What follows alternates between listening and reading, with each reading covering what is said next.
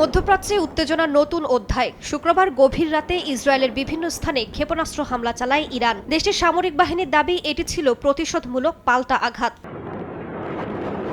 Israeli সেনাবাহিনী বলছে এই মুহূর্তে ইসরায়েলি বিমান বাহিনী প্রতিরক্ষামূলক ও আক্রমণাত্মক পদক্ষেপ নিচ্ছে। হুমকি দমনের সর্বোচ্চ প্রস্তুতি নেওয়া হয়েছে। যদিও ইরানি গণমাধ্যমের দাবি তেহরানের নিক্ষেপ করা মিসাইল প্রতিহত করতে হিমশিম খাচ্ছে তেল আবিব। ইরানের রাষ্ট্রীয় টিভির দাবি, উত্তর পশ্চিমাঞ্চলের সালমাস সীমান্তে আকাশে দেখা যায় ইসরায়েলি ড্রোন। সীমান্ত লঙ্ঘন করায় সেগুলো গুলি করে নামানো হয়। ইরানি সামরিক সূত্র বলছে তাদের আকাশসীমা লঙ্ঘনের জবাব যথাযথভাবেই দেয়া হচ্ছে। বিশ্লেষকরা বলছেন হিজবুল্লাহ হামাসের মতো শক্তিগুলোর সক্রিয় অবস্থান এবং চলমান গাজা যুদ্ধের পটভূমিতে এই সংঘাত আরও বিস্তৃত হতে পারে। আন্তর্জাতিক কূটনীতি এখন হুমকির মুখে। যুদ্ধের দামামা এখন শুধু গাজা নয়, ছড়িয়ে পড়ছে আরও বিস্তৃত অঞ্চলে। তেহরান বলছে তাদের সব প্রতিক্রিয়ার জন্য প্রস্তুত থাকতে হবে, আর ইসরায়েল বলছে যে কোনো মূল্যে তারা রাষ্ট্রের নিরাপত্তা নিশ্চিত করবে।